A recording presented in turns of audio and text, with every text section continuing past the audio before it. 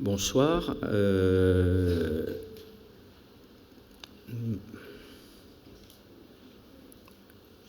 Madame la Directrice Générale des Services, je vous remercie de bien vouloir procéder à l'appel des présents, ainsi que de mentionner les personnes qui sont valablement représentées. Bonsoir à tous. Bonsoir, Monsieur le maire. Bonsoir à tous. Monsieur Frédéric Masquelier. Présent. Madame Josiane Chiodi. Présent. Monsieur Guillaume Decart est absent et a donné pouvoir à Madame Lopez. Madame Delaunay-Quédomar. Monsieur Isepi. Présent. Monsieur Grillet. Madame Ramy. Monsieur Eudiard. Madame Lombard. Monsieur Sabi. Madame Blanc. Madame Lopez. Monsieur Debézieux. Madame Zucco est absente et a donné pouvoir à Monsieur Chiron. Monsieur Chiron. Madame Siffre. Monsieur Bonal. Madame Meyer. Madame Arnaud. Monsieur Boyer est absent et a donné pouvoir à Madame Lombard. Monsieur Genoux. Monsieur Quédomar est absent et a donné pouvoir à Monsieur Marty. Monsieur Girardin. Madame Bezin, Monsieur Tibéri, Monsieur Moranval. Madame Marcandella est absente et a donné pouvoir à Monsieur Masquelier. Monsieur Marty. Monsieur Marty est absent. Madame Jacot, Monsieur Cordina. Madame Dubois-Mougin est absente et a donné pouvoir à Monsieur Cordina. Monsieur Spinirny. Monsieur Tomasi. Absent. Monsieur Blanvillain. Monsieur Jean-Pierre est absent. Madame Oudot. Madame Villemain. Madame Vermèche est absente et a donné pouvoir à Madame Chiodi et Monsieur Rosier. Merci beaucoup. Oui, Madame Oudot. Il faut allumer votre micro. Oui, excusez-moi, j'ai bien reçu par Stella la procuration de Monsieur Tomasi. Madame la Directrice Générale, est-ce qu'on a reçu une procuration pour Monsieur Tomasi? L'administration n'a pas reçu de procuration de la part de Monsieur Tomasi. J'ai bien reçu le mail venant de Stella, donc je pense que c'est peut-être une erreur de votre part. Mais... Le mail de Stella est une convocation. J'ai reçu procuration de Monsieur Tomasi. Si vous l'avez en papier, montrez-la nous. Alors, c'est parce qu'il n'y a pas de notification électronique. Vous avez une notification d'une convocation, mais pas d'une procuration.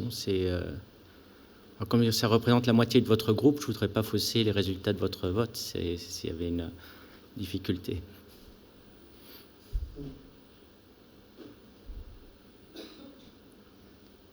Oui, madame. Oui, monsieur le maire, j'ai également le pouvoir de monsieur Jean-Pierre. Ah ben ça, il faut le donner, alors. C'est la donner à madame la Directrice Générale.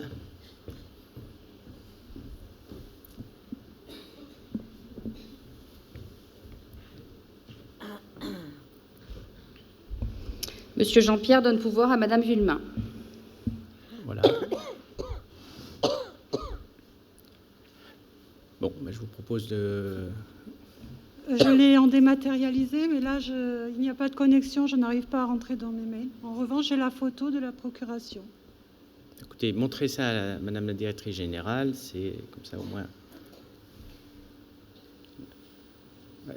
La photo, il l'a déposée où?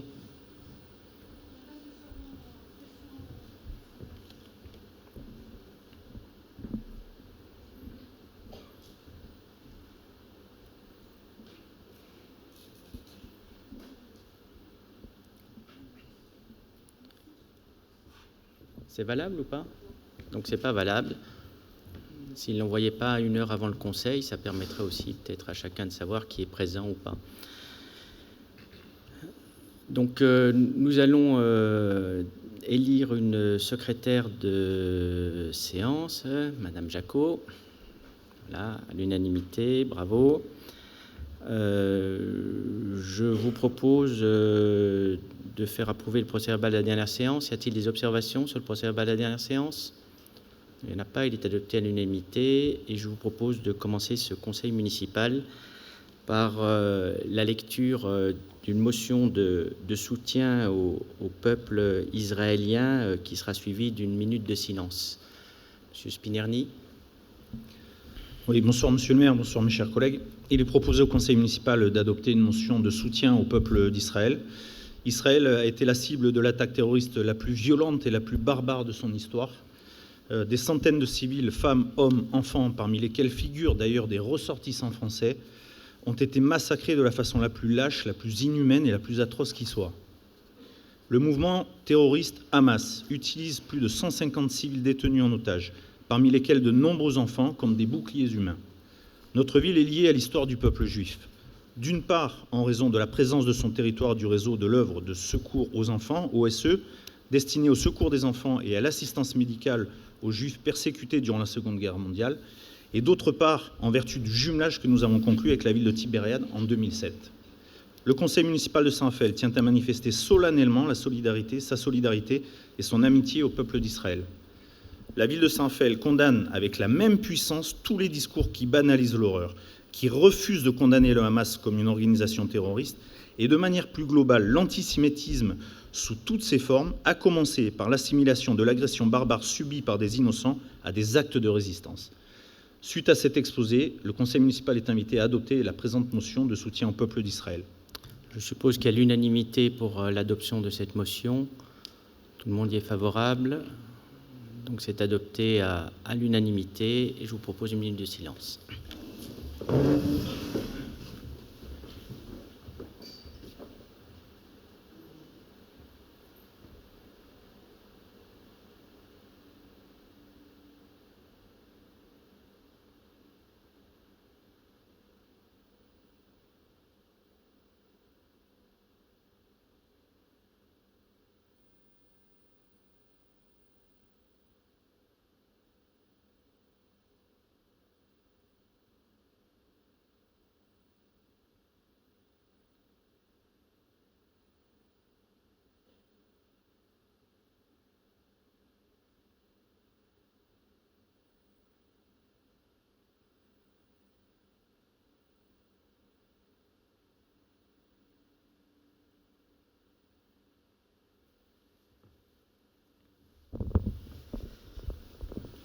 Merci.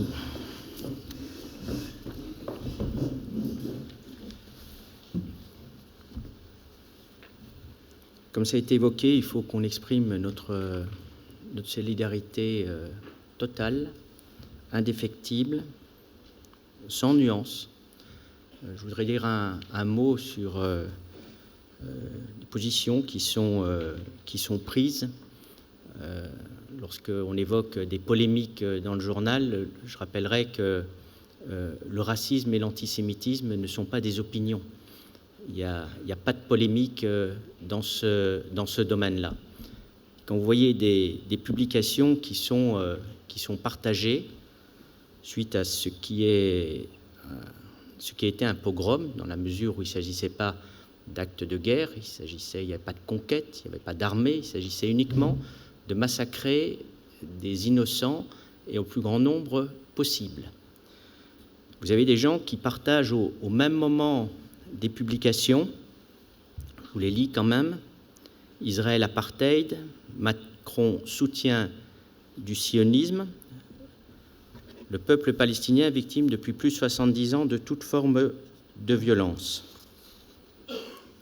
Je continue, je cite partage d'un parti politique ici présent dans le Var-Est, de personnes qui est partagée par ses représentantes. Autre publication, le 10 octobre, Paris de Hidalgo, la France de Macron, c'est les rats, les punaises de lit et depuis hier soir, les soutiens des colons de l'occupation. Bref, ce sont des collabos. Je vais vous en lire une dernière. Toujours la même personne dont des publications ont été partagées et dont on ose dire que c'est de la polémique que de s'offusquer de ce type de propos. La tumeur Israël est soutenue par l'Occident parce qu'elle est devenue un exemple de reconquête coloniale et un laboratoire des technologies modernes de répression et de surveillance de populations réputée dangereuse parce que révolutionnaire. Donc voilà, ce sont ici localement, donc des gens qui veulent des responsabilités politiques, qui partagent des personnes qui tiennent ce type d'écrit. C'est la raison pour laquelle on vous a proposé aussi cette motion, et c'est la raison pour laquelle nous continuerons en toutes circonstances, j'ai mis en toutes circonstances, à combattre le racisme et l'antisémitisme, et cela sous toutes ses formes, dont notamment le révisionnisme, le négationnisme ou encore la banalisation des crimes contre l'humanité.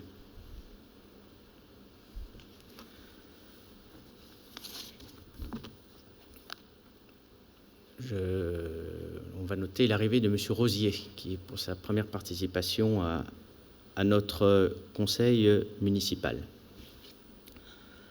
Donc, je vous propose de commencer l'ordre du jour du conseil sur des questions qui, évidemment, apparaissent beaucoup moins graves que celles que nous venons d'évoquer, mais nous avons l'obligation d'en parler dans la mesure où on s'aperçoit qu'aucun endroit, aucun lieu du territoire n'est préservé. C'est même ici. Alors la première délibération, c'est moi qui vais la rapporter, elle porte sur la mise en place d'un commissariat commun entre la police nationale et la police municipale. Vous savez que depuis quelques années, juste à côté de l'Office du tourisme, vous avez une antenne de la police nationale. Néanmoins, vous n'avez pas une occupation 24 heures sur 24. Vous avez les officiers du ministère public qui sont présents et vous avez quelques dépôts de plaintes qui sont possibles. Depuis la visite du ministre de l'Intérieur en 2021, il avait été convenu de pouvoir disposer d'un poste mutualisé entre, d'une part, les effectifs de la police municipale et, d'autre part, les effectifs de la police nationale. On coopère tous les jours, bien entendu, avec le commissariat de police, on échange des informations, la police municipale transmet les rapports de constats d'infraction qui sont faits, on collabore également avec la vidéoprotection. Annie Bezin participe au groupement de prévention opérationnelle toutes les 3 semaines où on essaye de mettre en œuvre des politiques efficaces de prévention et également pour limiter les incivilités ou de mettre fin à des actes de délinquance dès lors qu'ils sont identifiés. C'était le cas au centre commercial de la Gare il y a encore quelques mois où cette collaboration était particulièrement efficace. Donc on a décidé d'aller encore plus loin dans ce domaine, de mutualiser totalement ce poste de police où nous aurons donc une équipe de la police municipale qui assurera notamment des permanences chaque jour, 24 heures sur 24, donc il y aura 2 postes de police aussi à Saint-Raphaël. Tout ceci accompagne bien entendu le renforcement des effectifs que nous avons déjà fait et que nous poursuivrons dans la mesure où la sécurité est la première des priorités. Et il faut encore qu'on ait des effectifs qui soient plus importants pour avoir de la présence de police sur le terrain. On va également continuer nos efforts en termes de vidéoprotection. Et là, ce partenariat donc, se fera. Vous avez également un agent de police nationale qui sera présent pour le dépôt de plainte. Donc ça permettra aussi d'offrir un meilleur service et notamment aux victimes. Et puis ça montre une collaboration qui est renforcée donc, avec la police nationale et la police municipale, dans la mesure où nous ne sommes pas évidemment en concurrence. Chacun a son domaine. La police, c'est d'abord une mission régalienne, mais aujourd'hui, on s'aperçoit que très concrètement, elle ne peut être exercée que si les villes aussi investissent de manière importante dans leur police, et c'est ce que nous faisons ici. Donc c'est la délibération qui vous est soumise. de vous prononcer sur la convention qui vise à mettre en commun donc nos effectifs, ce commissariat commun avec la police nationale. Est-ce qu'il y a des observations ou des interrogations sur ce sujet? Personne? Tout le monde est d'accord? Donc c'est adopté à l'unanimité et nous aurons l'occasion, pas de faire une inauguration puisque c'est déjà ouvert, mais de mettre en valeur le réaménagement ainsi que la coopération renforcée avant la fin de l'année. La deuxième délibération porte sur une modification des statuts de l'agglomération et c'est Madame Lombard qui va la rapporter. Merci Monsieur le maire, bonsoir à tous. Cette délibération concerne une modification des statuts d'Estérel Côte d'Azur Agglomération. La communauté d'agglomération souhaite implanter sur son territoire une maison France Service dans le but de simplifier les démarches administratives et faciliter l'accès aux services publics des usagers de l'ensemble des communes du territoire. En cela, il répond à l'un des objectifs du pacte de gouvernance visant à renforcer l'échelon intercommunal, producteur et animateur des grands axes concernant les équipements et les services publics. La maison France Service sera localisée à Saint-Raphaël et sera également accessible à tous les administrés des 5 communes via les services municipaux respectifs. Toutefois, la mise en œuvre de ce dispositif requiert une évolution des statuts de l'agglomération en intégrant la compétence en matière de création et de gestion de maisons de services au public. Le conseil municipal est invité à approuver la modification des statuts de la communauté d'agglomération et autoriser Monsieur le maire à prendre les mesures nécessaires à l'exécution. Merci beaucoup. Y a-t-il des interventions? Donc, Monsieur de Bézieux, il faudra suivre ce dossier de près, puisqu'il commence à Boulouris. Donc, on compte sur vous. La mairie a été repeinte, c'est terminé? On est vraiment dans les toutes petites finitions, mais oui, elle est toute propre, toute neuve, et au grand plaisir des administrés. Merci beaucoup. On va avoir également l'inauguration du préau de l'Estanque avec une grande fête avec des champions qui seront également présents avant la fin de l'année. Donc, je vous invite aussi à venir nombreux à cette occasion. Et puis, nous devons également faire le point avec les membres du conseil de quartier et nos services sur l'état d'avancement de la reconfiguration de la place Saint-Jean. Donc, c'est également un sujet qui devra être porté au début de l'année prochaine. Là, je vous remercie. Donc, c'est une délibération qui est adoptée à l'unanimité. Il y a une maison France Service à Saint-Raphaël, donc puisque la Poste avait aussi vocation à se retirer partiellement de Boulouris et qui va se traduire donc par davantage de services comme ceux de la sécurité sociale ou encore des impôts qui n'étaient pas présents mais qui seront présents. Donc c'est plus de services que nous allons avoir.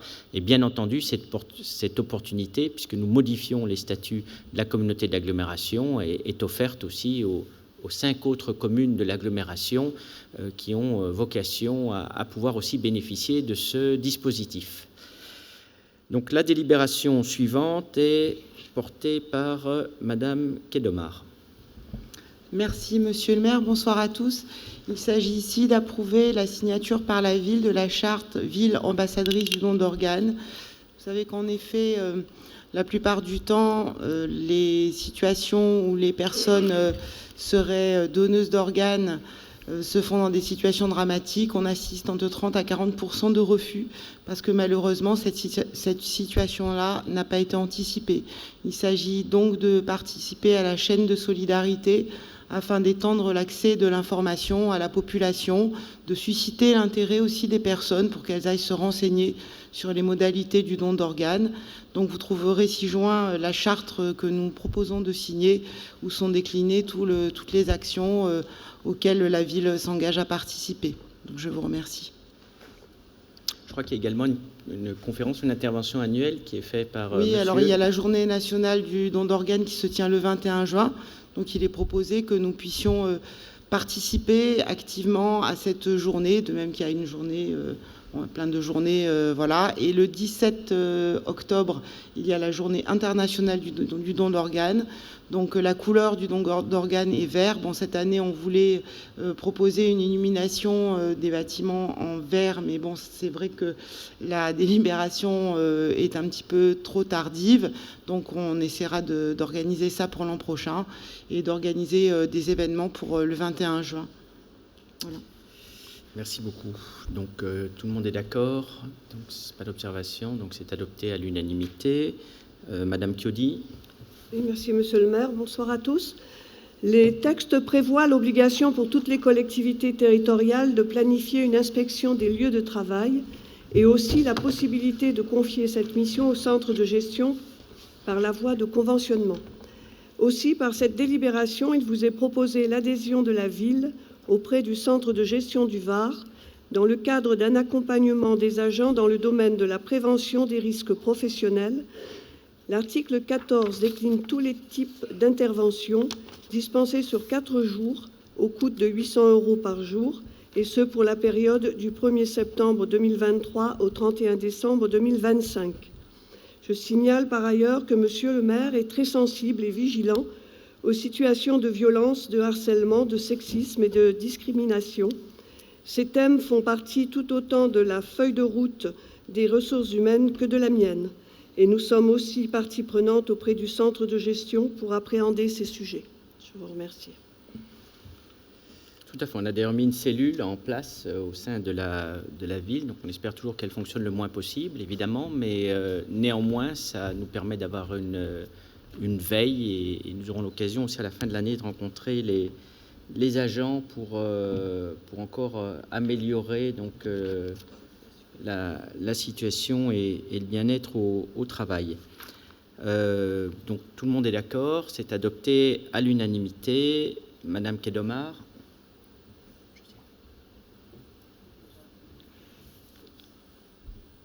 Oui, il nous est proposé ici de valider l'attribution d'une subvention à l'association Jean Lachenot et la prorogation du bail à construction.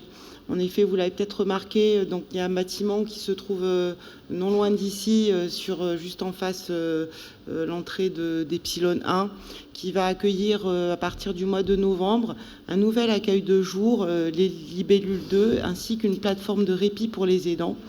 Donc l'association Jean Lachenot est une association à but non lucratif qui travaille dans un intérêt de service public et pour les administrés. Donc ils ont dû faire face à un surcoût dans les travaux, en particulier avec les retards qui ont pu être annoncés avec la crise Covid, puisque ce dossier a commencé même bien avant notre mandat. Il a été validé en 2021. Donc la subvention de 100 000 € permettra de valider l'achèvement des travaux ainsi que la prorogation du bail de 10 ans. Je vous remercie de valider cette proposition. Oui, et il faut rappeler, on aura l'occasion dans les prochaines semaines d'évoquer le contrat de soins de territoire sur lequel vous travaillez, mais également l'aide des collectivités locales, ce qui n'était pas traditionnel dans le domaine de la santé. J'évoquais la sécurité, qui est une mission régalienne. La santé était aussi traditionnellement une mission qui était portée par l'État, et on s'aperçoit que sur des projets locaux, nous devons intervenir. Aider les aidants, c'est ce projet-là, ou bien le projet n'émerge pas. Tout comme sur la restructuration des EHPAD boulevard Clémenceau, vous aurez l'occasion de nous en parler aussi, sans l'aide de la communauté d'agglomération cette fois-ci, parce que c'est un projet d'agglomération, eh bien, ce ne serait pas possible. Donc, c'est-à-dire que nous sommes amenés à orienter, puisque la politique, c'est faire des choix, aussi dans un certain nombre de domaines qui n'étaient pas nos domaines traditionnels d'intervention. Et puis, bien entendu, la santé étant prioritaire, nous aurons l'occasion au cours des prochaines semaines de vous développer, Mme Kedomar vous développera toute une série de sujets qui sont portés, qui devraient voir émerger avant la fin du mandat.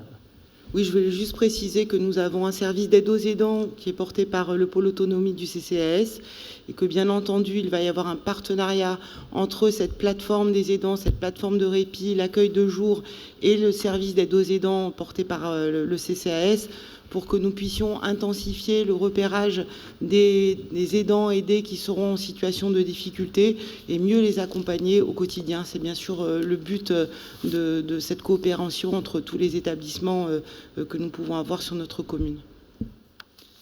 Merci beaucoup. Donc c'est adopté à l'unanimité. Monsieur Moranval, la délibération suivante. Merci Monsieur le maire, bonsoir à tous. Il s'agit de l'accompagnement des élèves en situation de handicap par délibération du numéro 22 du 4 novembre 2021. Le conseil municipal a approuvé le recrutement d'AESH. Entendez ici l'accompagnement des élèves en situation de handicap. Rattachées au service éducation, elles sont affectées sur le temps périscolaire pour favoriser l'inclusion scolaire des enfants en situation de handicap. Afin de répondre aux demandes des familles et dans la continuité de cet accompagnement, il y a lieu d'étendre ce dispositif sur les temps extrascolaires afin de les accueillir dans les centres de loisirs de la commune, mercredi et vacances scolaires. Suite à cet exposé, le conseil municipal est invité à approuver la prise en charge financière des AESH sur les temps extrascolaires pour les enfants qui bénéficient de cet accompagnement sur le temps périscolaire, dire que la dépense en résultant fera l'objet des inscriptions budgétaires correspondantes. Merci. De manière générale, l'action globale que vous exercez. On a eu l'occasion d'inaugurer récemment l'espace accessibilité aussi, qui devrait permettre de pouvoir encore développer et amplifier notre politique dans ce domaine-là, étant précisé que nous avons posé un principe, c'est qu'aucune personne, aucun élève ne doit pouvoir être restreint dans des activités périscolaires ou pariscolaires faute d'accompagnement. Donc ça, il faut bien entendu pouvoir le veiller. C'est le but de cette délibération et c'est ce que nous amplifierons, tout comme on a également une ouverture en ce qui concerne les embauches auprès de la ville, afin qu'avec souvent, cette fois-ci, il s'agit de jeunes majeurs en situation de handicap et à qui on peut trouver des tâches qui sont tout à fait utiles, et je crois que ça fait partie du devoir d'une collectivité que d'œuvrer en ce sens. Donc tout le monde est d'accord, c'est adopté à l'unanimité. Monsieur... Je remplace Monsieur Boyer. Allez-y, Madame Chiodi. Oui, merci, Monsieur le maire. Le coût moyen de fonctionnement des écoles publiques est certes principalement au calcul des subventions obligatoires aux écoles privées du premier degré sous contrat d'association.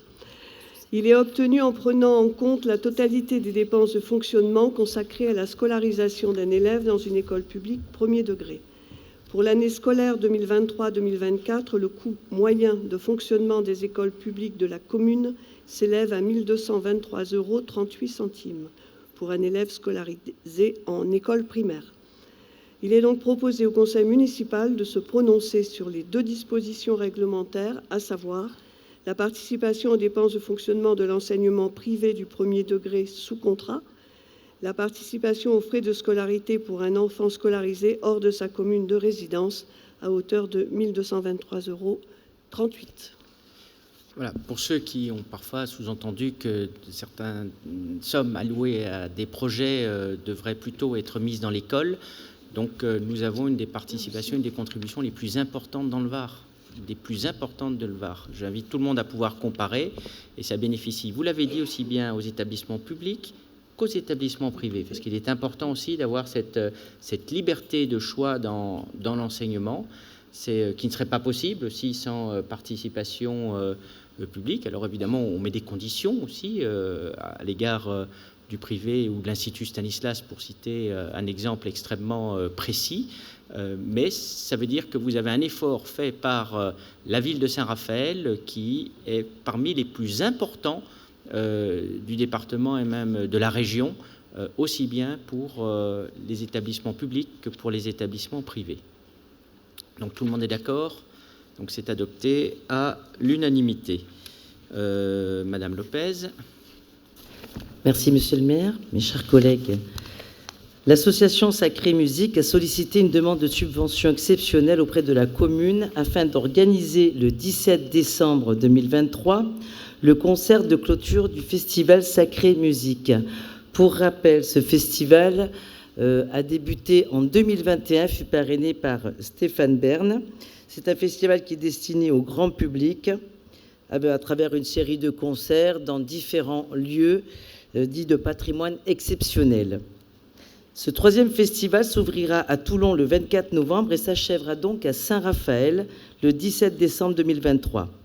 Compte tenu de l'intérêt que présente ce projet pour la commune de Saint-Raphaël, il est proposé de réserver une suite favorable à cette demande et d'attribuer une subvention exceptionnelle de 8 000 € à l'association Sacrée Musique. Le dossier de demande de subvention est consultable auprès du service culturel de la ville. Je vous en remercie. Merci. Pas d'observation. Tout le monde est d'accord. Donc c'est adopté à l'unanimité. La délibération suivante pour Monsieur Izepi. Oui, merci Monsieur le maire. Bonsoir, chers collègues.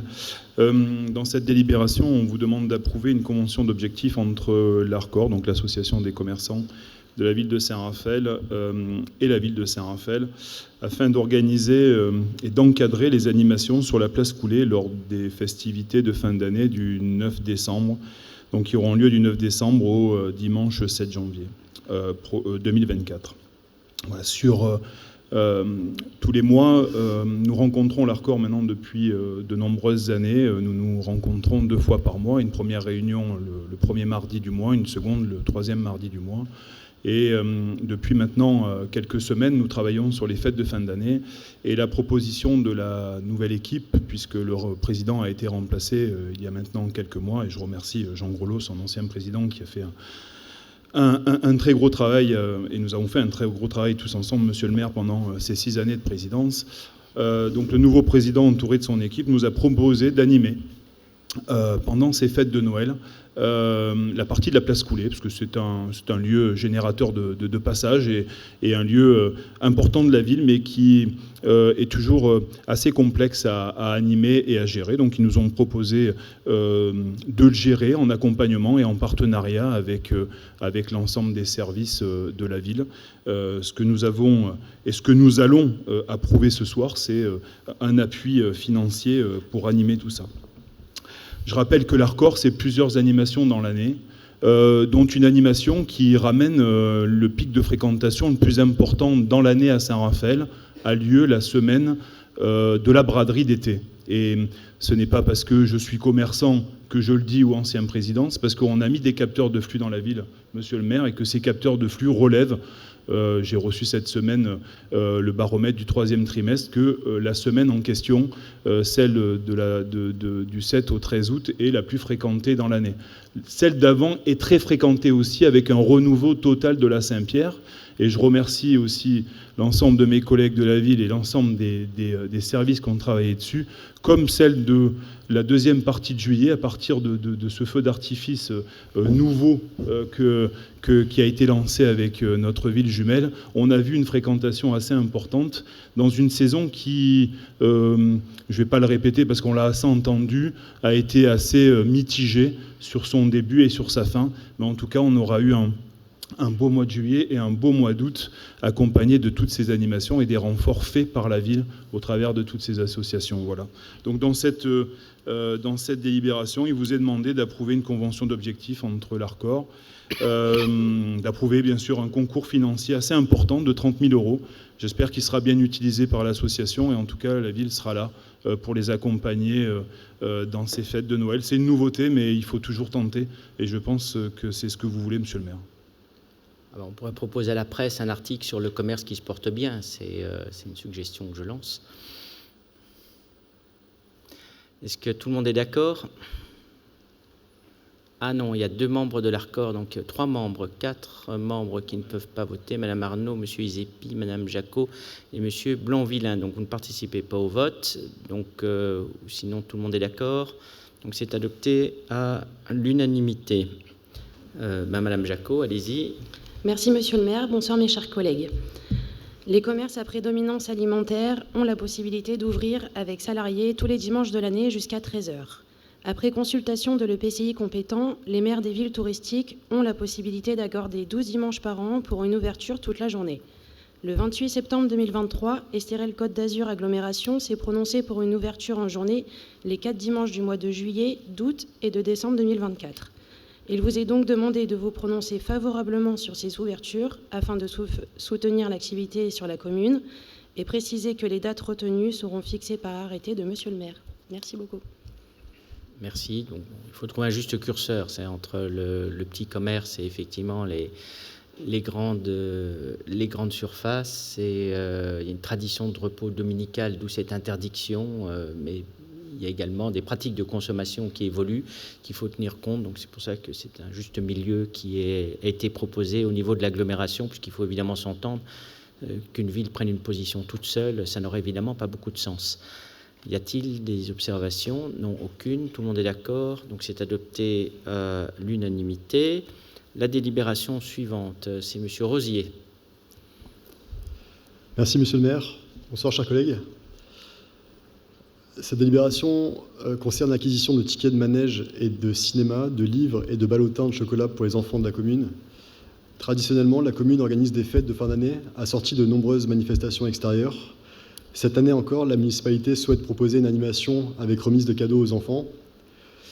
Suite au succès rencontré lors des éditions précédentes, il a été décidé de renouveler l'offre de spectacle auprès des enfants et la remise de livres et ballotins de confiserie, accompagnés de tickets de manège pour les enfants en école maternelle et des tickets de cinéma pour les enfants en école élémentaire, ainsi qu'en IME, c'est-à-dire les instituts médico-éducatifs. Ce sont les établissements qui accueillent des enfants et adolescents en situation de handicap. Merci beaucoup. Pas d'observation, je suppose que tout le monde est d'accord, donc c'est adopté à l'unanimité. Monsieur Blanc-Villain pour la délibération suivante. Merci, Monsieur le maire. Bonsoir, chers collègues. Le conseil syndical doit fixer le montant des redevances d'occupation du domaine public. Le marché de Noël ainsi que toutes les foires, marchés, terrasses et voiries sont donc de notre compétence, conformément au Code général des collectivités territoriales. Le marché de Noël organisé par la commune rassemble des commerçants, artisans et créateurs. Ces exposants peuvent bénéficier d'un chalet de 3 mètres linéaires mis à disposition par la commune ou venir avec un chalet leur appartenant durant la période fixée, selon une tarification identique à celle de 2022. En application de l'article L. 2224-18 du Code général des collectivités territoriales, toutes les organisations professionnelles ont été consultées. Suite à cet exposé, le conseil municipal est invité à fixer les redevances d'occupation selon le tableau joint en annexe pour une durée de 30 jours du marché de Noël à compter des fêtes de fin d'année 2023. Merci. Tout le monde est d'accord. Donc c'est adopté à l'unanimité. Merci beaucoup. Monsieur Grillet. Merci, Monsieur le maire. Bonsoir à tous. Cette délibération concerne la mise à disposition gratuite de 2 places de stationnement au centre technique municipal au profit de l'association Corail. Corail, abréviation de coordination, outil Raphaëlois d'aide à l'insertion et au logement. Cette association mène un combat contre l'exclusion et cherche des solutions pérennes dans le cadre de l'emploi, la formation, le logement et toutes les problématiques sociales pour réinsérer les personnes traversant une période difficile dans leur vie. Dans cet esprit, un partenariat existe entre la ville et l'association par le biais d'un marché pour des travaux d'entretien d'espaces naturels ou de terrains de sport. Le conseil municipal est invité à approuver cette mise à disposition et la convention y afférent. Autorisez, Monsieur le maire, à la signer.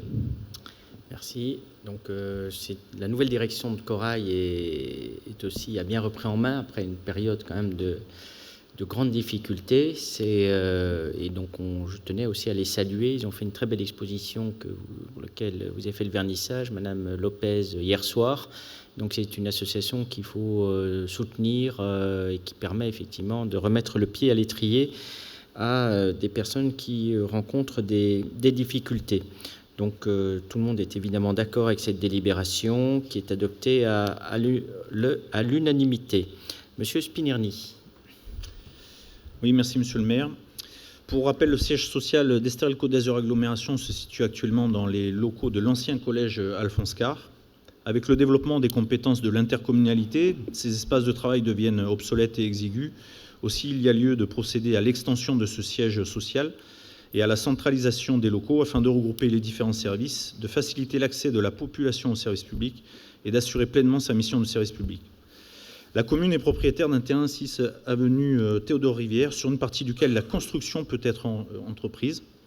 Il s'agit de libérer un tènement d'environ 10 000 m² de la parcelle communale cadastrée section AN 565, 6 avenue Théodore Rivière, d'une superficie totale de 31 415 m². Ce terrain relève du domaine public communal, de par la présence et l'exploitation d'une salle de sport, qui sera maintenue jusqu'à sa relocalisation, d'un logement communal à démolir et de places de stationnement destinées à la desserte de l'équipement sportif. La loi Sapin II a modifié les textes applicables au déclassement anticipé des biens appartenant au domaine public artificiel des collectivités territoriales et affectés à un service public. Ainsi, l'article L. 2141 alinéa 2 du Code général de la propriété des personnes publiques nous autorise au déclassement anticipé de ce bien dès lors que la désaffectation a été prononcée et que celle-ci ne prenne effet que dans un délai fixé par l'acte de déclassement. Délai fixé qui ne peut excéder 3 ans, mais peut être prolongé par l'autorité administrative dans une limite de 6 ans, dans le cadre d'une désaffectation pour la réalisation d'une opération de construction, ce qui est le cas dans ce projet. La désaffectation des équipements situés sur la parcelle cadastrée section AN 565 dépend de la réalisation de la relocalisation de la salle de sport, qui continuera d'accueillir les participants sportifs jusqu'à sa relocalisation, de la suppression des places de stationnement servant à la desserte du dit équipement et sujet à enquête publique conformément aux dispositions du Code de la voirie routière, de la démolition du logement municipal. Une étude pluriannuelle tenant compte de l'aléa lors d'une session avec déclassement anticipé a été élaborée et vous est annexée à la présente délibération. Le service des domaines a été sollicité et, par avis en date du 6 octobre 2023, a fixé la valeur vénale du foncier à 3 880 000 €. La commune, agissant dans le cadre de sa gestion de son patrimoine, vendra son terrain à Estérel Côte d'Azur Agglomération au prix de 4 millions d'euros, montant payé à la signature de l'acte après accomplissement des formalités idoines. Afin de mener à bien l'opération, il vous est proposé qu'Estérel Côte d'Azur Agglomération pilote d'ores et déjà celle-ci du fait de la transversalité des compétences. Au vu de cet exposé, il vous est demandé l'approbation de cette délibération. Je vous remercie. Merci beaucoup. Effectivement, la communauté d'agglomération exerce ses compétences auprès de 10 sites différents, ce qui coûte évidemment très cher, puisqu'il s'agit aussi de beaucoup de locations. Ça ne permet pas non plus d'avoir une approche homogène de la direction de l'ensemble des services. Donc, c'est source de difficultés. Il y avait déjà ce projet qui avait été amorcé il y a 3 ans, mais le choix du terrain n'était pas le plus opportun. Donc, ce terrain est à l'entrée des 2 villes et permettrait donc d'accueillir un bâtiment afin de pouvoir centraliser donc l'ensemble des services. Donc, ça répond aussi à des logiques d'économie, à une logique d'efficacité. Et ce projet devrait être mis en œuvre à partir de 2026, mais il convient dès maintenant de pouvoir se porter évidemment acquéreur du tènement foncier et puis également de lancer un concours d'architecture afin que des propositions puissent nous être faites. Y a-t-il des observations? Madame Oudot?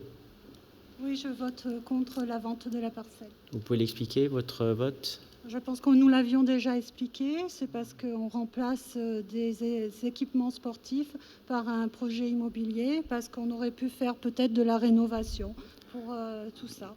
Parce que je connais bien ce quartier qui est situé dans une zone inondable, parce que c'est encore artificialiser le sol. Vous savez qu'on fait une autre salle de volley sur un projet que vous avez voté. Donc, c'est-à-dire que la salle qui est enlevée, vous avez une salle qui va être construite sur un projet que vous avez voté. Vous vous en rappelez? C'est juste pour la question de la suppression des équipements sportifs. Je tenais à préciser que donc l'équipement supprimé, vous avez un autre équipement qui sera mis en place pour le même type d'activité. C'est pour vous. Oui, non, parce que comme vous avez ça comme motivation, c'est pour le... Juste pour précision, Monsieur le maire, à Madame Oudot, effectivement, comme il est stipulé dans cette délibération, on maintient la continuité du service public puisque cette salle continuera à accueillir les participants à des activités sportives jusqu'à sa relocalisation qui sera, comme vous l'avez voté lors d'un précédent conseil municipal, sur le boulevard de l'Aspect, dans le projet ICAD. Promoteur qui construira la salle, nous la rétrocédera et nous assumerons, la ville assumera l'équipement de cette installation sportive. Donc il n'y a absolument pas de perte en termes d'équipement sportif. Vous pouvez mettre votre micro ? Si vous étudiez de façon plus détaillée l'étude pluriannuelle tenant compte de l'aléa qui vous est annexée, vous voyez bien que le stade de rugby ne fait pas partie du tènement qui va être cédé. C'est pour ça qu'il ne faut pas diffuser des mensonges ni d'ailleurs dans le lien lorsque vous faites une tribune. Vous avez une liberté d'expression, mais ce serait bien que cette liberté, vous n'alliez pas jusqu'au mensonge. Lorsque vous indiquez qu'il y a un projet immobilier sur le stade de rugby qui ferait que les jeunes soient déportés à Fréjus pour pouvoir exercer l'activité de rugby, c'est un mensonge. Donc soit vous ne relisez pas ce qui est écrit, soit vous mentez volontairement. Ça s'appelle la manipulation.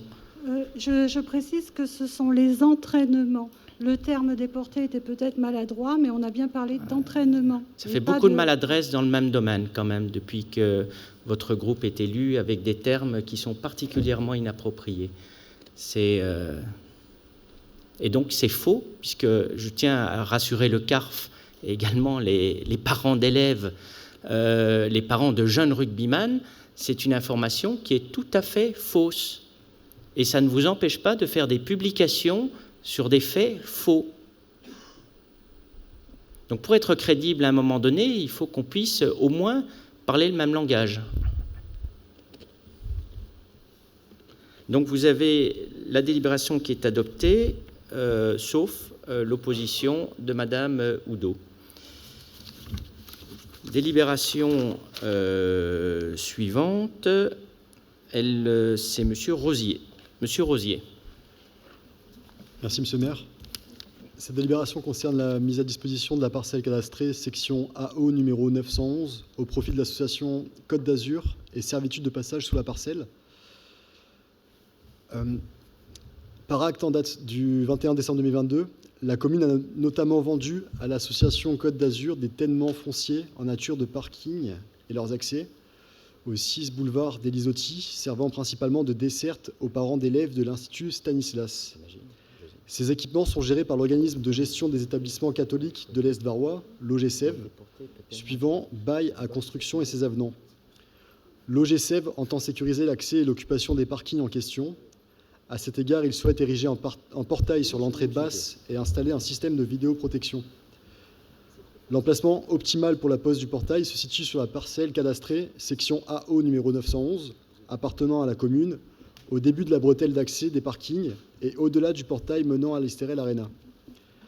À cet effet, il est proposé de délivrer une autorisation d'occupation temporaire du domaine public, non constitutive de droit réel au profit de l'OGSEV, tel qu'annexé, et de l'autoriser à déposer les autorisations d'urbanisme nécessaires à l'installation du portail. Cette dernière se fera en concertation avec les services techniques de la commune. Merci beaucoup. Y a-t-il des observations ? Pas d'observation. Tout le monde est d'accord ? Donc c'est adopté à l'unanimité. Je vous en remercie. Monsieur Genoux, délibération suivante. Oui, bonsoir Monsieur le maire, bonsoir à tous. La présente délibération vise à autoriser la commune à s'associer aux autres communes membres de STRL Côte d'Azur Agglomération et aux communes membres de la communauté de communes de Pays de Fayence pour le dépôt d'une candidature commune pour l'obtention à l'échelle de ce territoire du label Vignoble et Découverte, label français à dimension internationale, mise en place par Atout France et permettant de favoriser l'émergence d'une véritable destination œnotouristique. Le label Vignoble et Découverte est un label français à dimension internationale, marque collective d'État mise en place par Atout France. Il est attribué à un territoire à vocation touristique et viticole pour une période de 3 ans et il est renouvelable.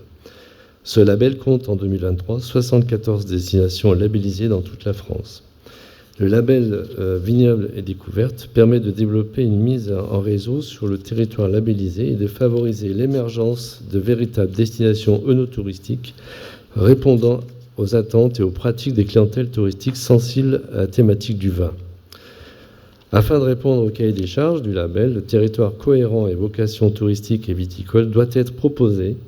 Il convient en effet que la destination labellisée propose une offre complète correspondant à une pratique de court séjour pertinente sur la thématique du vignoble et de qualité.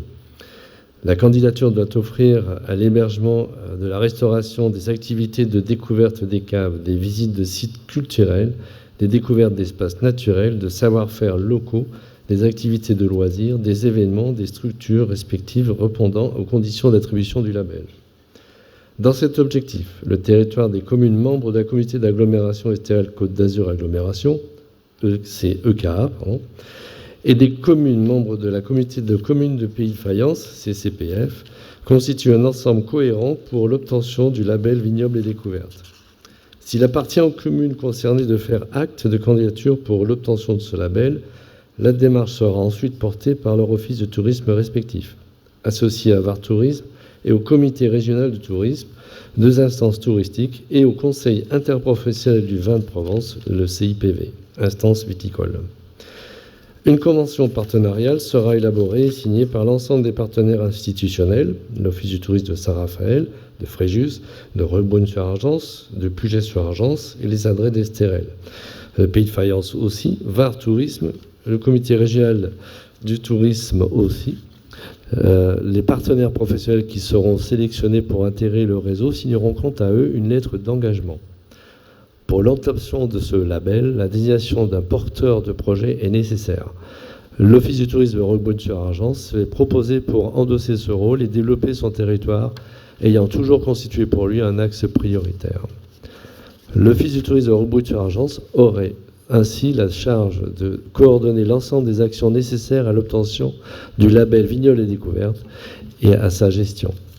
Il devra à ce titre présenter la candidature et gérer et animer le label, s'engager à prôner et à pratiquer la consommation responsable, s'engager à prendre connaissance, à respecter et à faire respecter, notamment pour les partenaires professionnels de la destination, l'ensemble des dispositions du règlement d'usage de la marque, annexes comprises, et qu'il respecte les conditions d'éligibilité.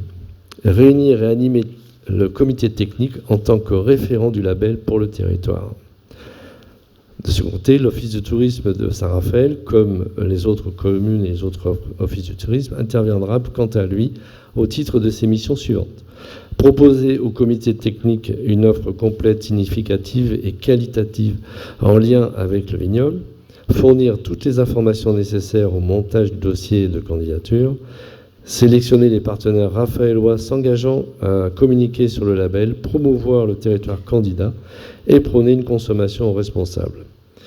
Proposer le développement d'événements animant la destination, participer aux actions d'animation entreprises par le réseau, participer enfin financièrement aux actions validées par le comité technique. L'engagement de la commune de cette démarche de labellisation permettra de valoriser la destination Saint-Raphaël et d'attirer de nouveaux visiteurs. Suite à cet exposé, on vous demande d'autoriser la commune de Saint-Raphaël à s'associer avec les autres communes membres de l'Estérel Côte d'Azur Agglomération et les communes membres de la communauté de communes de Pays de Fayence pour le dépôt d'une candidature commune auprès d'Atout France pour obtenir le label Vignoble et Découverte. Merci beaucoup de ce rapport très complet. Y a-t-il des observations? Non plus. Pas de vote contre. Donc c'est adopté à l'unanimité. Merci beaucoup. Monsieur Girardin, délibération suivante. Bonjour Monsieur le maire, bonjour chers collègues. Suite à la démission de Monsieur Jacques Genoux de son mandat de représentant titulaire au comité de direction de l'Office du tourisme de Saint-Raphaël, il y a lieu de procéder à son remplacement en désignant un nouveau membre titulaire et un nouveau membre suppléant au sein de ce comité. Il est rappelé qu'il est voté au scrutin secret lorsqu'il y a lieu de procéder à une nomination, sauf si le conseil municipal décide à l'unanimité de ne pas y procéder. En outre, si une seule candidature a été déposée après appel des candidatures, la nomination prend effet immédiatement. Suite à cet exposé, le conseil municipal est invité à décider de ne pas procéder au vote à scrutin secret et de désigner un titulaire et un membre suppléant pour siéger au comité de direction de l'Office du tourisme de Saint-Raphaël. Merci beaucoup. Est-ce qu'il y a des votes contre ces deux désignations? Personne. Donc c'est peut-être pas d'abstention. Donc c'est adopté à l'unanimité. Merci beaucoup. Délibération suivante, c'est Madame Lopez. Merci, Monsieur le maire.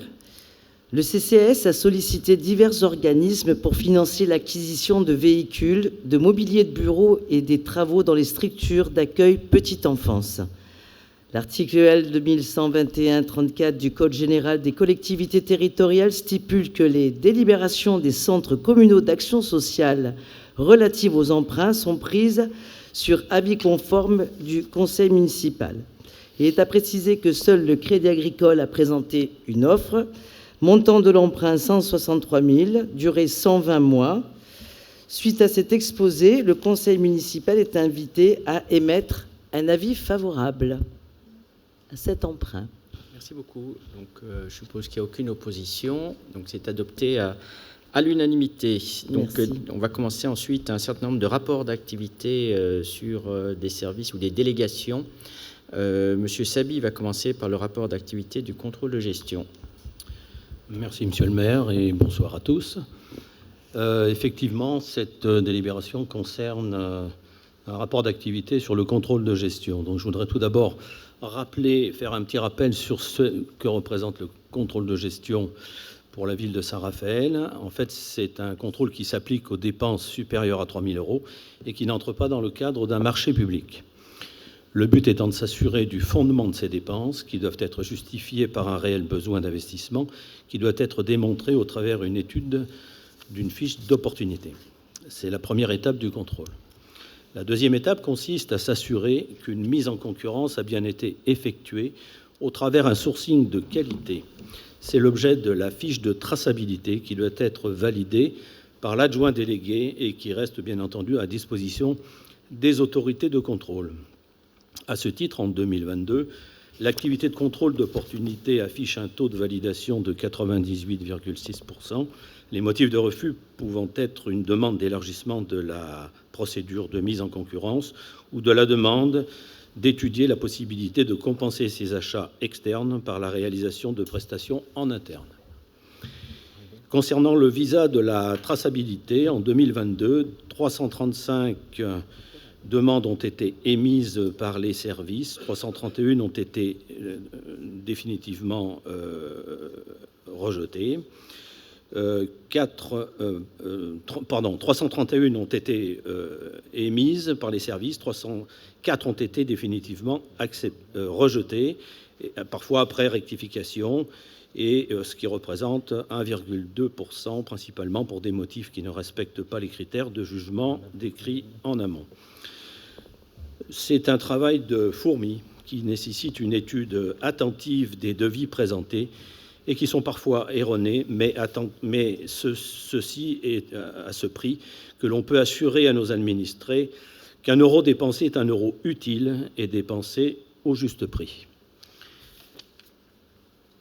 Pour améliorer la vitesse d'exécution, les seuils d'accord d'opportunité et de validation de traçabilité pourront être adaptés aux risques et aux enjeux pour l'année 2024.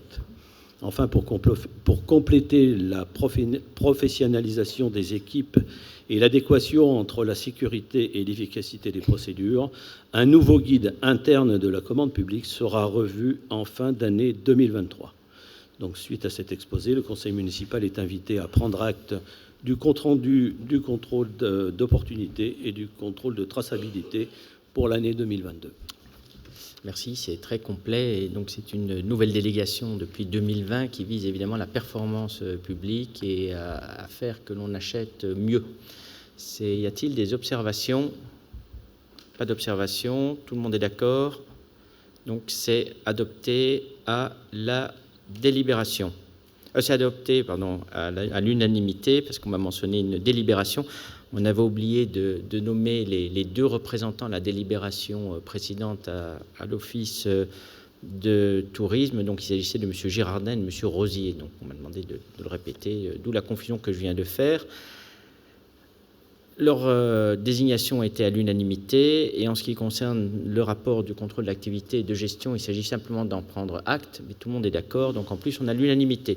Donc on va avoir une série de rapports d'activité, donc brièvement celui du Casino Barrière, qui est rapporté par Madame Bezin. Merci, Monsieur le maire. Bonsoir à tous. Conformément à l'article L. 1411-3 du Code général des collectivités territoriales, le conseil municipal est invité à prendre acte du rapport annuel produit par le concessionnaire du service public. En l'espèce, il convient de prendre acte du rapport d'activité d'exercice 2022 du Casino Barrière de Saint-Raphaël. Merci. Y a-t-il des observations sur l'activité du casino qui se porte bien et je rappelle que le casino est un des plus gros contributeurs de la ville. C'est aussi un établissement qui participe au financement de nombreuses activités sportives et culturelles. Donc la bonne santé du casino est bonne pour la ville et il bénéficiera en plus du réaménagement de la promenade des Bains. Donc tout ceci est évidemment très positif. Donc pas d'observation. Délibération suivante, c'est Monsieur Tibéri sur le multiplex. Oui, bonsoir Monsieur le maire, bonsoir chers collègues. Conformément à l'article du Code général des collectivités territoriales, le conseil municipal est invité à prendre acte du rapport annuel de la société Cari Multiplex. Voilà, il vaut mieux que donc le cinéma a réussi à redresser la barre quand même après la période de Covid qui était très difficile, puis la période qui a suivi aussi, c'est dans la mesure où il y avait une désaffection des salles, également la production de films qui avait eu un peu de mal à se relancer. Et c'est important que tous ces acteurs privés se portent bien, parce que ce sont des recettes importantes pour la ville, c'est ce qui fait vivre la ville. Donc tous ces rapports d'activité que vous voyez, la bonne santé financière de ces sociétés est évidemment profitable à la ville et puis montre aussi que la ville est attractive. Donc je pense qu'on peut se réjouir d'avoir des rapports d'activité qui montrent un visage positif pour le cinéma et également les autres. Alors, Monsieur Cordina, il n'y a pas de transition, mais la fourrière, je ne sais pas si on se réjouit que le bilan est positif, mais voilà, allez-y. Oui, Monsieur le maire, bonsoir, bonsoir à tous. Donc, le conseil municipal est invité à prendre acte du rapport annuel produit par le concessionnaire du service public fourrière, la société Euroservice dépannage. Ce rapport a été soumis aux deux commissions précitées. Conformément au CGCT, ces instances n'ont pas émis d'observation particulière. Madame Siffre, pour l'établissement de plage Le Rocher. Avec votre micro, c'est mieux. Merci. Comme dans les délibérations précédentes, il vous est demandé de prendre acte du rapport d'activité de l'exercice 2022 de la plage Le Rocher située au Veillat. Voilà, y a-t-il des observations sur la plage au Rocher? Non, aucune. Le 110 plage, Monsieur Bonal. Merci, Monsieur le maire. L'exploitant du 110 plage a remis son rapport d'activité pour l'exercice 2022 suivant le code de la commande publique. Le conseil municipal est invité à prendre acte du rapport annuel produit par le concessionnaire du service public. Merci beaucoup. La même chose. L'Épuisette. Merci, Monsieur le maire. Bonsoir à tous. Il convient de prendre acte du rapport d'activité de l'exercice 2022 de l'Épuisette plage. En l'application de l'article L. 1411-3 du Code général des collectivités territoriales, le conseil municipal est invité à prendre acte du rapport suivisé. Merci beaucoup. Tout le monde est d'accord. La régie des ports. Oui, Monsieur le maire, c'est moi qui vais... Oui, c'est Monsieur Sabi. Allez-y. Ce rapport concerne donc la régie des ports sur l'activité 2022. Ce document a été soumis à la commission consultative des services publics locaux et à la commission de contrôle financier. Et suite à cet exposé, le conseil municipal est invité à prendre acte du rapport d'activité 2022 de la régie des ports raphaélois. Donc je voudrais rajouter que la régie des ports se porte de mieux en mieux et qu'elle réussit aujourd'hui à autofinancer une grande partie de ces investissements qui sont conséquents. Parce que c'est justement le but des régies, c'est que l'argent qui est dégagé sur les ports serve à la rénovation également, au réaménagement, à l'investissement, comme les travaux qui ont été faits sur la digue, c'est plus de 5 millions d'euros. Donc c'est la garantie aussi que ce que payent les plaisanciers servent à l'activité portuaire. Donc c'est le bon encadrement des dépenses et qui vont pour de l'investissement. Donc là aussi, la bonne santé des ports est une bonne chose, à la fois pour consolider les ouvrages existants et puis pour imaginer aussi la rénovation de bâtiments tels celui du yacht club ou du club nautique qui sont quand même un petit peu vieillissants et pour lesquels il faudra aussi songer dans le cadre de la continuité de la promenade des Bains, comme quoi c'est un investissement aussi structurant qui amène aussi une amélioration constante de tous les ouvrages qui se trouvent en périphérie dans le cadre des toutes prochaines années. Ça, on ne peut le faire évidemment que si on a une activité qui est bénéficiaire. Merci beaucoup, Monsieur de Bézieux, pour la plage de la Tortue. Monsieur le maire, chers collègues, il s'agit du rapport d'activité 2022 de Tortue Plage. Ce document a été soumis aux commissions concernées. Ces instances n'ont pas émis d'observation particulière. On peut toutefois noter une augmentation de 12,75% du chiffre d'affaires pour cet exercice. Nous sommes donc invités à prendre acte du rapport. Et de la redevance, dans la mesure où la plage de la Tortue verse une redevance annuelle de 215 000 € à la ville de Saint-Raphaël. Y a-t-il des observations ? Moi, j'en aurais une, Madame Oudot, si vous me permettez, qui vous est adressée, puisque vous êtes la seule représentante de Ma Ville, Ma Planète. Il y a quelque temps, vous aviez fait état d'une pétition. On a eu l'occasion d'en parler dans la mesure où il y avait assez peu de Raphaélois qui l'avaient signé, mais enfin, vous l'aviez bien médiatisé, à la fois dans le lien ou encore sur les réseaux sociaux, avec non à la privatisation d'accès à la mer, en évoquant qu'il s'agissait d'une trahison d'un héritage de Madame Leblanc et que la commune avait laissé fermer donc, cet accès à la plage de la Tortue. Donc, vous êtes d'accord que vous aviez quand même très largement médiatisé ce fait en indiquant que c'était un passage public et que ce dernier connaissait une privatisation. Donc ça a été dans la presse et donc c'était évidemment fait pour monter à un moment donné les gens qui pouvaient ne pas être contents parce qu'il était évoqué une privatisation, soit contre les propriétaires, ça sans doute un peu par facilité, et puis contre la ville en disant mais regardez, vous voyez bien, le maire il fait rien, il préfère les intérêts privés et il lèse les habitants autour. Donc ce qui est important dans le débat public, c'est qu'on se pose un petit peu de voir sur ce qui est dit, est-ce vrai ou n'est-ce pas vrai? Parce que ça permet aussi de déterminer la crédibilité que l'on peut apporter aux propos de chacun. Donc vous avez suscité beaucoup de battages, vous avez vu beaucoup de gens sur des affirmations qui, je suis désolé de vous le dire, mais qui sont encore une fois totalement fausses. Nous avons demandé une consultation à un cabinet d'avocats qui est le meilleur spécialiste français en matière de chemin.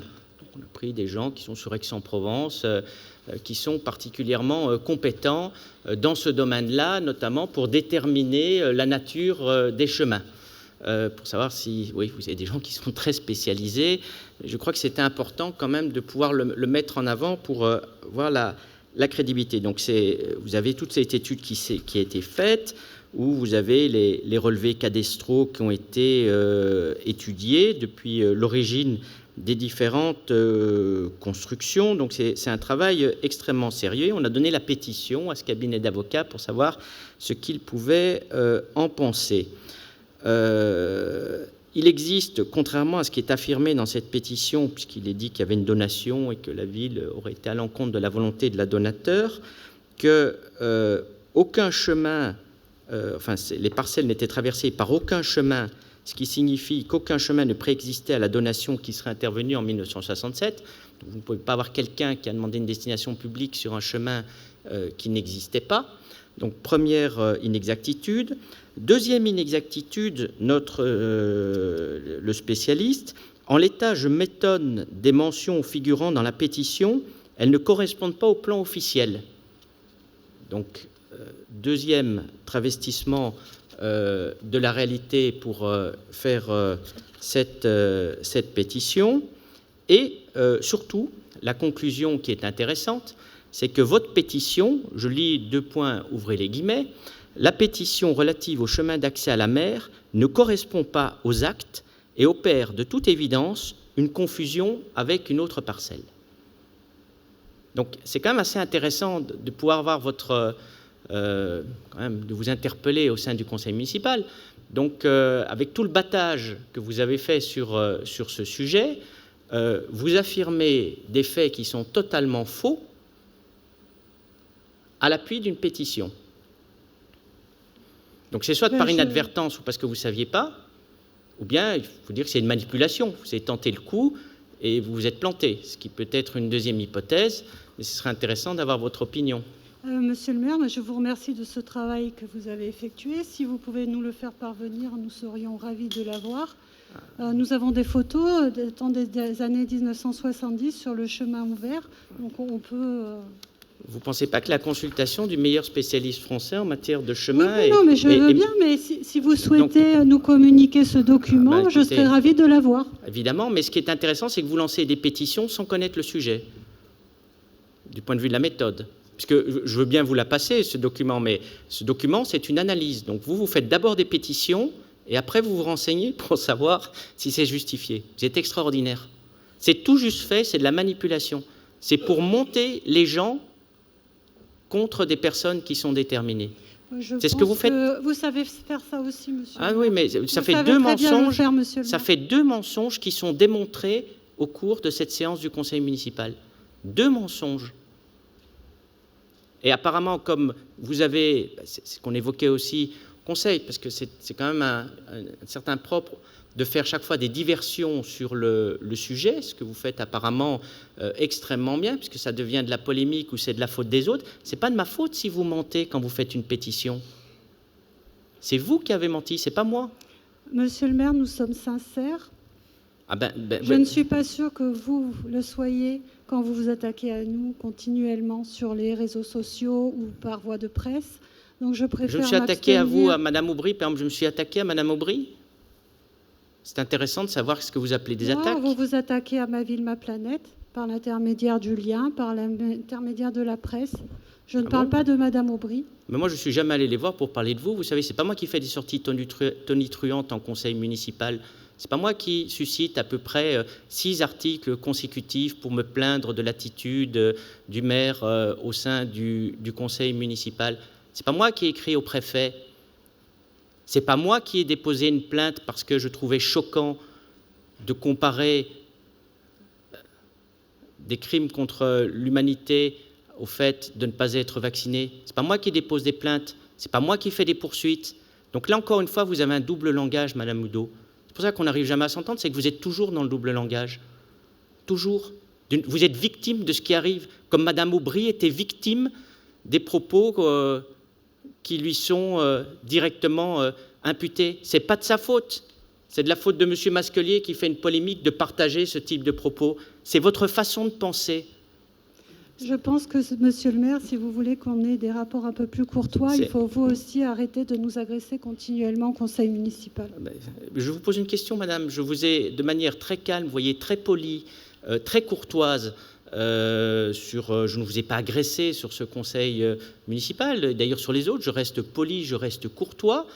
J'expose simplement, mais je sais que parfois, avoir son propre miroir, ça peut être à un moment donné peut-être choquant. Mais ça, c'est plutôt une introspection. Il faut de temps en temps, vous l'avez admis sur l'usage du thème de déportation que vous avez jugé qui n'était pas particulièrement approprié. Néanmoins, vous l'écrivez dans un article. Et c'est comme ça de manière permanente. Permanente. Vous ne supportez pas qu'on puisse, à un moment donné, vous mettre face à ce qui peut être un manque de travail, voire, parce que vous n'êtes pas l'auteur de tout ça, c'est pas vous, Madame Oudot en particulier, à qui j'impute, vous êtes la seule représentante aujourd'hui présente. Il faudrait peut-être aussi réfléchir au sein de votre groupe.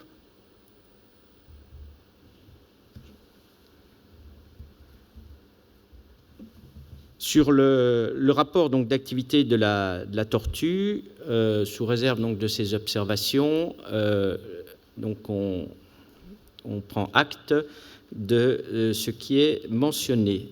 Madame Meyer. Merci, Monsieur le maire. Bonsoir, chers collègues.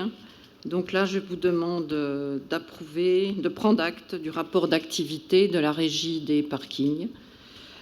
Conformément à l'article du Code général des collectivités territoriales, la régie des parkings a remis son rapport d'activité à la commune et il n'a été fait aucune observation particulière. La régie des parkings se porte bien.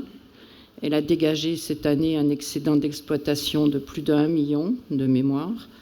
Et les parkings sont bien équipés, sont maillés d'un réseau Ethernet fibré, de vidéoprotection très complète. Voilà, elle gère plus de 1600 places de parking, 42 eurodateurs, je crois. Et voilà, elle a souffert beaucoup au moment du Covid, parce que par manque de recettes, c'est évident. Elle a bien rebondi, et je crois qu'on a une augmentation de revenus de 15 ou 16%, et 10% par rapport à la période avant Covid. Donc on peut se féliciter du fonctionnement de cette régie. Merci, monsieur le maire. Où l'argent reste aussi dans le cadre du stationnement, parce que ça c'est aussi important, donc pour investir, parce qu'on a des ouvrages qui commencent un peu à vieillir, comme à Bonaparte, puisque ce dernier a plus de 15 ans, et vous voyez qu'il y a des travaux à faire au niveau -1. Vous avez le parking Coulet, où il faudra évidemment penser à un moment donné à une nouvelle modification des usages ou des travaux, et puis je pense qu'un ou deux parcs de stationnement aussi légèrement en périphérie, sur la place Isnard ou pas loin du CCS, pourrait aussi être bien, afin de pouvoir faciliter aussi la piétonisation, parce que vous n'avez pas de piétonisation si vous n'avez pas de parking aussi. Les deux vont bien entendu de pair. Et donc pour cela, il faut que la régie soit bénéficiaire. Nous avons des tarifs plus élevés l'été et moins élevés pendant l'année, ce qui nous permet aussi de faire des offres dédiées, et c'est la gratuité le samedi, ce sont les zones bleues. Donc aujourd'hui, on voit qu'on peut arriver à aussi avoir un certain équilibre dans ce domaine-là. Pas d'observation donc sur ce rapport d'activité? Non, je vous remercie. C'est Monsieur Sabi pour... Oui, je vais présenter le allez-y. rapport. Merci, monsieur le maire. Il s'agit donc d'un rapport d'activité, une prise d'acte sur un rapport d'activité de l'Association des pêcheurs plaisanciers du port du Boussailles.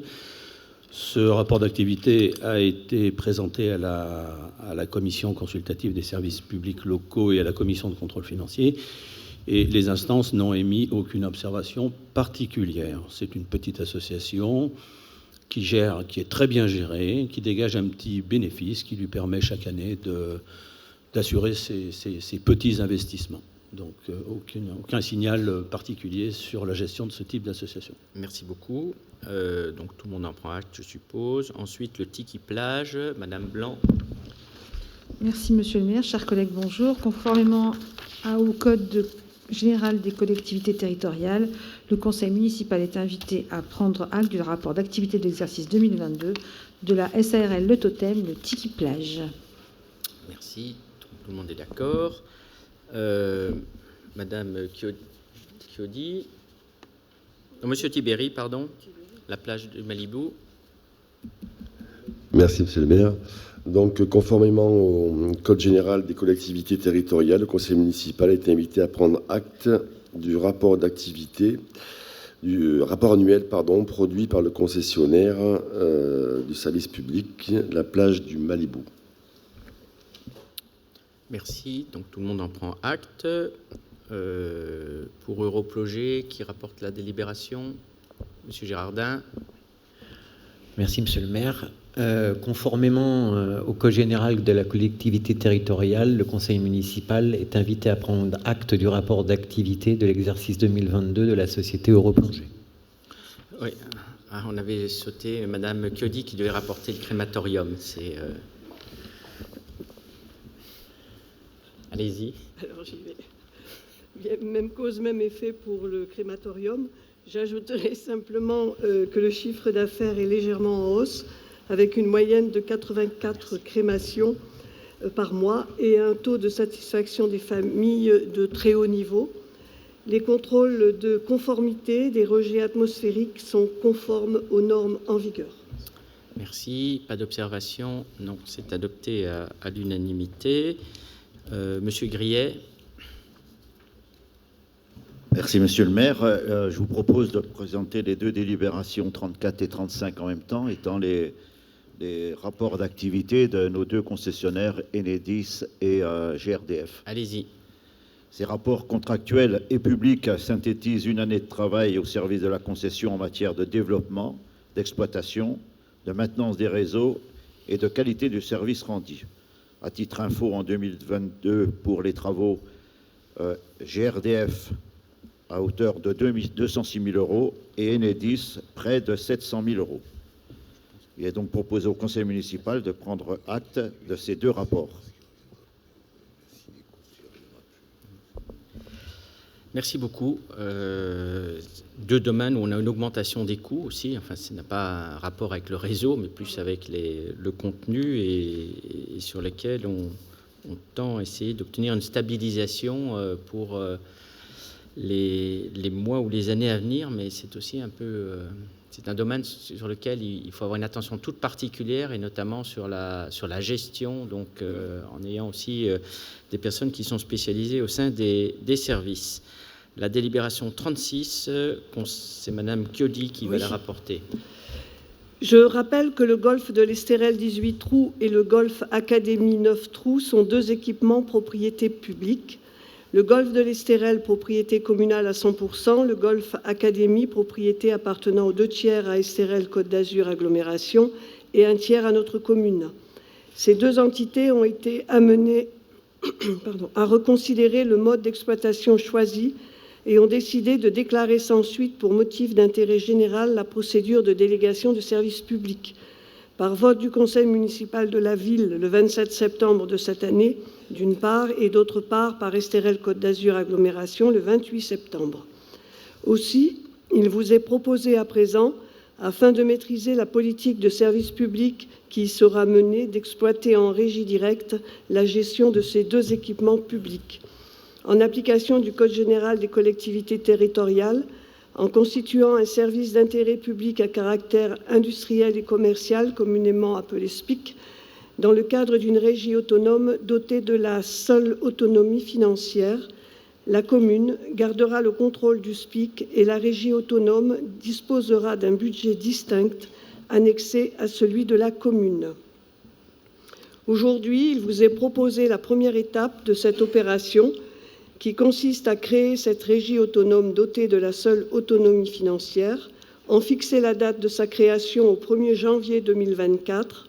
L'organisation administrative et financière liée au statut et au montant de la dotation initiale fera l'objet d'une délibération ultérieure, ainsi que les opérations budgétaires et financières au sein d'un budget annexe de nomenclature M4.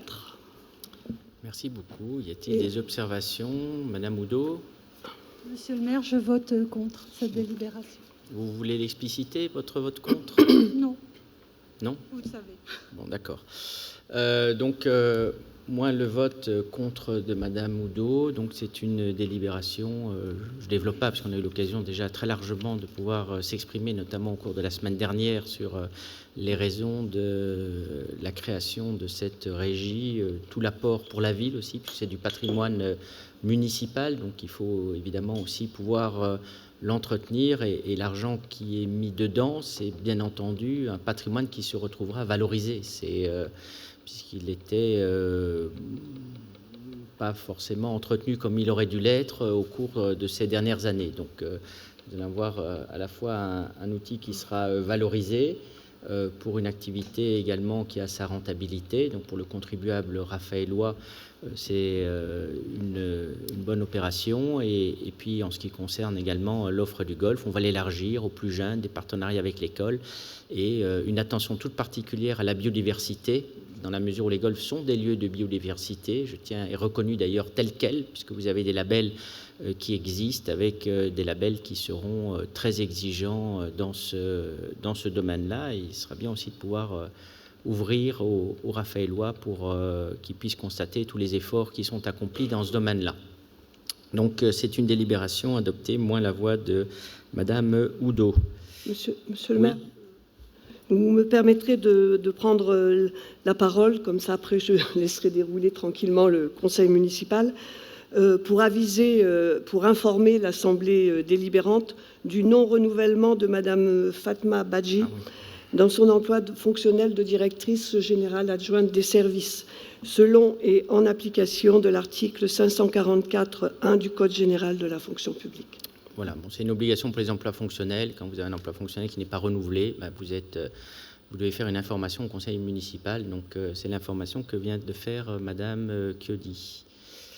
Donc, je vous propose de passer à la délibération suivante. C'est Monsieur Grillet qui va la rapporter. Monsieur le maire, je crois que c'est plutôt moi qui vais le rapporter. C'était Monsieur Kédomar qui avait donné son pouvoir à Monsieur Marty, mais Monsieur Marty n'étant pas là. Allez-y alors.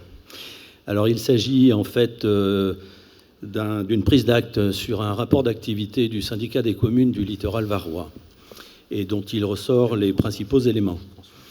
Mise en œuvre d'un exercice de déploiement du barrage anti-pollution et étude de la sécurité en mer. Adoption d'une motion demandant le gel du vote des communes du littoral varois pour l'élaboration du décret fixant la liste des communes concernées par le recul du trait de côte. Merci beaucoup. Non, je n'ai pas terminé. Ah oui, d'accord. Dans la continuité des échanges avec l'État sur ce décret du syndicat des communes du littoral varois, a travaillé sur la mise en place de stratégies locales de gestion intégrée du trait de côte. Motion de soutien à la commune de Saint-Cyr-sur-Mer dans le cadre des contentieux qu'elle connaît en matière de délégation de services publics, concession de plage notamment. Partenariat avec l'Université de Toulon, tenue de diverses réunions sur la protection de l'environnement marin et présentation du rapport financier et du compte administratif 2022. Donc, suite à cet exposé, le conseil municipal est invité à prendre acte du rapport d'activité du compte administratif présenté au titre de l'année 2022. Voilà, donc contrairement à ce qui peut être parfois aussi propagé, la question de la submersion marine est évidemment prise en compte, aussi bien au niveau de la ville que de l'agglomération, et au sein donc également de ce syndicat avec l'ensemble des communes du littoral qui sont réunies. Vous avez également des études dans ce domaine-là, vous avez des discussions avec les services de l'État. Donc là aussi, je suis obligé de dire, parce que vous avez parfois des publications ou des propos qui sont tenus pour affoler les gens, pour les affoler inutilement, en donnant des chiffres qui sont, ou des hypothèses qui sont tout à fait alarmantes et qui ne correspondent pas à la réalité. Donc ça, c'est toujours le propre d'un discours. On vous prend un élément vrai, le réchauffement climatique, pour ensuite vous déduire des hypothèses qui ne sont pas exactes, afin de pouvoir ensuite essayer de vous discréditer en vous disant « mais comme on remet en cause mes hypothèses, c'est-à-dire que vous êtes climato-sceptique et vous ne vous intéressez pas aux problèmes d'environnement ». Voilà, je pense qu'il est important aussi de pouvoir préciser, de pouvoir aussi déconstruire un certain nombre de langages tenus par les positions les plus extrêmes. Je suis désolé de les qualifier de cette manière-là, mais les discours extrêmes méritent aussi une déconstruction attentive afin que des messages faux ne puissent pas se répandre. Et c'est le rôle aussi des élus de pouvoir alerter les citoyens qui après se font en libre conscience, bien entendu, leur opinion, mais comment vous avez certains discours qui tendent à essayer, pour évidemment de mauvaises raisons, d'inquiéter la population. Voilà, y a-t-il des observations ? Pas d'observation. Tout le monde est d'accord avec donc ce rapport d'activité. De toute façon, on en prend acte. Madame Lopez. Merci, Monsieur le maire. Dans le cadre de la préparation des commémorations du 80e anniversaire du débarquement de Provence et des recherches en vue de la réalisation d'un livre sur l'histoire de la commune et de ses habitants au cours de la période de la Seconde Guerre mondiale, la commune souhaite mettre en place une collecte de documents détenus par les habitants du territoire. Certains ne souhaitent pas se dessaisir des documents originaux, mais se proposent de les prêter à la commune en vue de leur numérisation. La convention de type objet de la présente délibération fixe les conditions de ce prêt. Merci. Donc tout le monde est évidemment d'accord. Donc c'est adopté à l'unanimité. Madame Lopez. Je pense, Monsieur le maire, que je vais finir par une bonne nouvelle. Tout à fait. Je reviens donc sur la convention de partenariat qui avait été signée avec les rencontres de l'avenir. Donc, au mois de mai, nous avions signé une convention avec la société Asterès, représentée par Monsieur Bouzou. La ville donc communique beaucoup avec donc cette société, soutient, et surtout donc avait un concours financier qui s'élevait à 24 727,22 centimes. La nouvelle convention qui va permettre à la ville d'économiser, cette nouvelle convention va permettre à la ville d'économiser cette somme, car M. Bouzou, société Asteres, a trouvé des sponsors qui couvrent cette dépense. Je tiens donc à féliciter M. Bouzou. Ah, mais l'extrême gauche va peut-être nous dire que comme il travaille avec Bernard Arnault, l'argent de Bernard Arnault ne devrait pas être accepté. C'est... Madame Oudot, c'était à vous que je m'adressais. Je ne me sentais pas du tout concernée, monsieur. Vous êtes le à maire. mon extrême gauche et c'est pour ça que je vous qualifiais comme ça. Donc, vous votez. Quelle est votre position sur le vote? Votez contre? Vous abstenez? Ah, vous votez pour?